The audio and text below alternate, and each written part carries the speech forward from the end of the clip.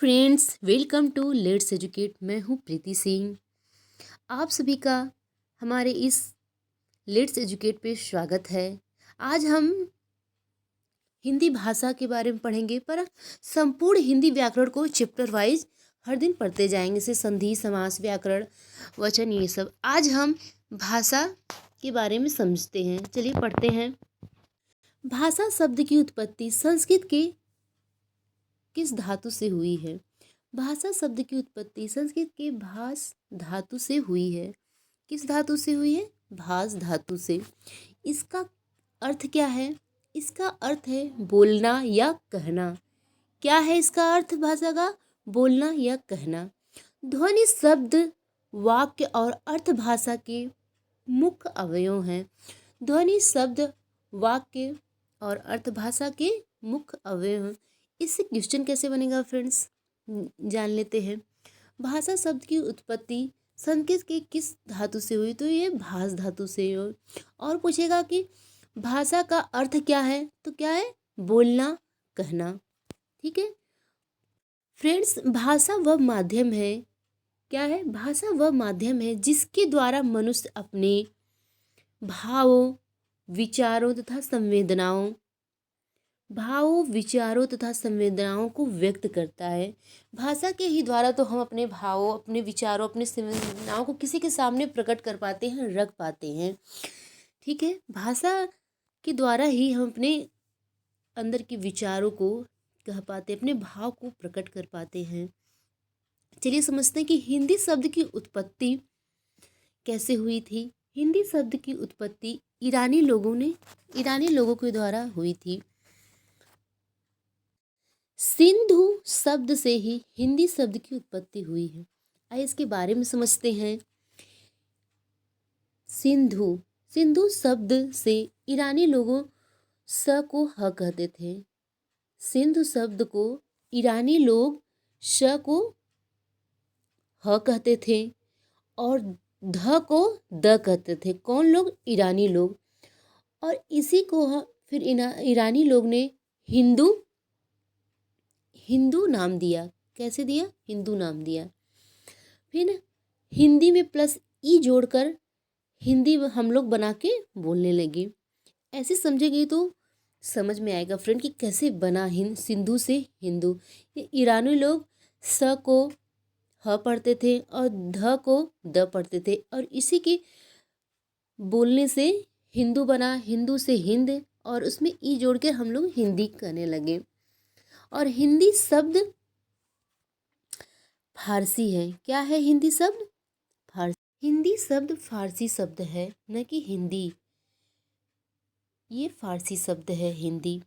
जैसे बच्चे हमारे घर पैदा हों और नाम पड़ोसियों को रखा जाए, ऐसे ही हमारा हिंदी है कि नाम फारसी है रखा गया। ये हिंदी शब्द फारसी शब्द है। ये ध्यान दीजिएगा। इसी क्वेश्चन बनेगा, पूछेगा कि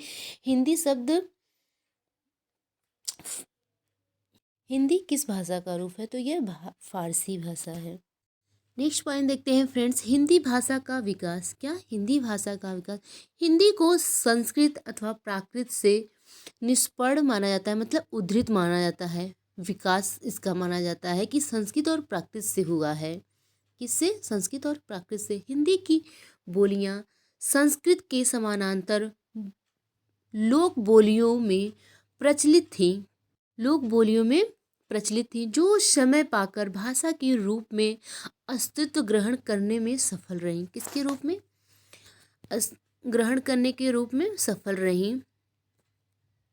ये इम्पॉर्टेंट पॉइंट से फ्रेंड, ध्यान दीजिएगा। इसको पूछा है हिंदी का विकास आधुनिक में किससे मतलब आधुनिक में विकास आर्य भाषा से हुआ है। किससे हुआ है हिंदी का विकास आधुनिक में?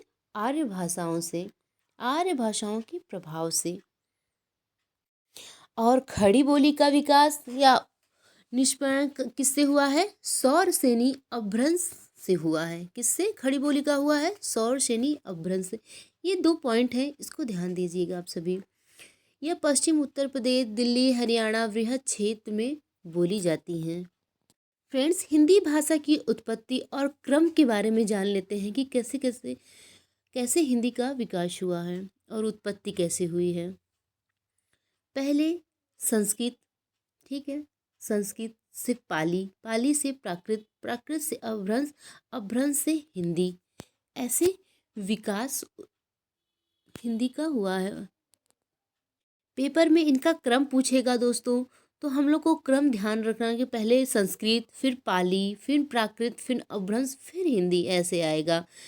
ठीक है। 1500 ईसा पूर्व से 500 ईसा पूर्व संस्कृत चला, फिर 500 ईसा पूर्व से 1 ईस्वी तक पाली, फिर 1 ईस्वी से 500 ईस्वी तक प्राकृतिक, अपभ्रंश 500 ईस्वी से 1000 ईस्वी तक, फिर हिंदी हमारा 1000 ईस्वी से अब तक चल रहा है।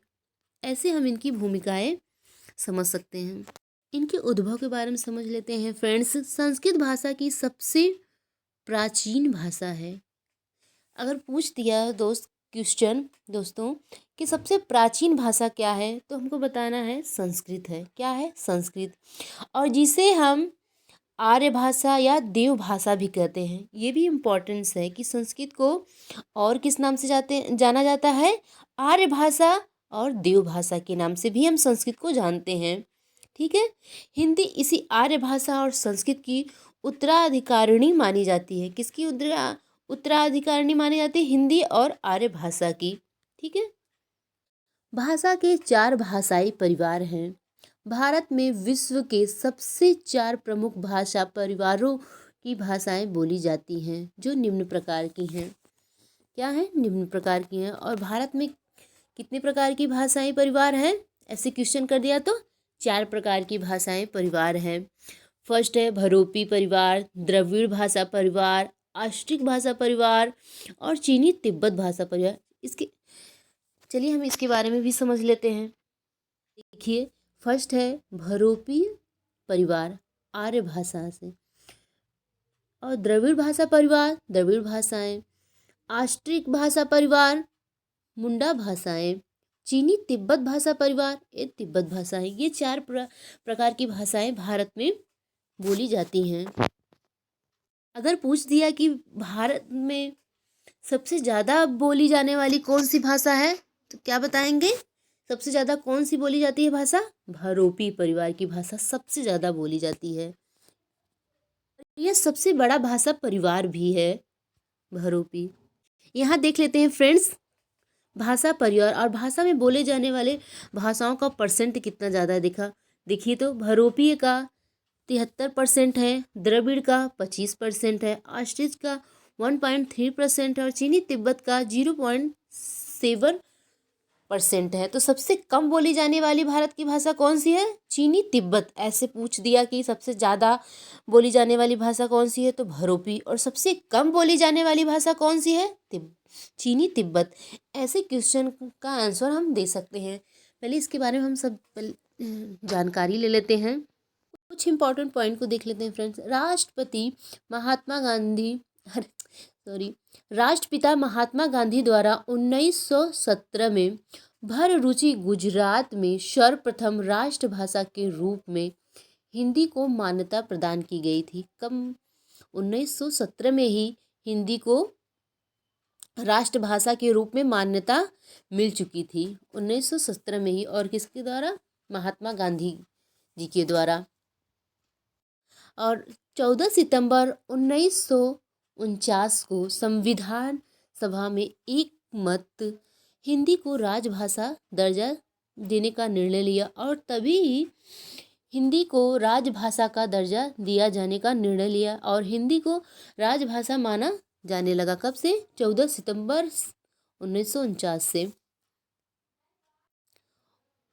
1950 में अनुच्छेद 343 के द्वारा कहा गया है कि हिंदी राजभाषा होगी। क्या होगी? किस अनुच्छेद में कहा गया है कि हिंदी राजभाषा होगी? 343 अनुच्छेद में कहा गया है कि हिंदी राजभाषा होगी और उसकी लिपि देवनागरी होगी। दोस्तों यहाँ थोड़ा सा कट गया है, तो उसकी लिपि देवनागरी होगी। ठीक है। इम्पॉर्टेंट फैक्ट है फ्रेंड्स, ध्यान दीजिएगा आप सभी। राष्ट्रभाषा प्रचार समिति वर्धा के अनुरोध पर 1953 से 14 सितंबर को हिंदी दिवस के रूप में मनाया जाने लगा था। कब से? 1953 से ही भारत में हिंदी दिवस मनाया जाने लगा था।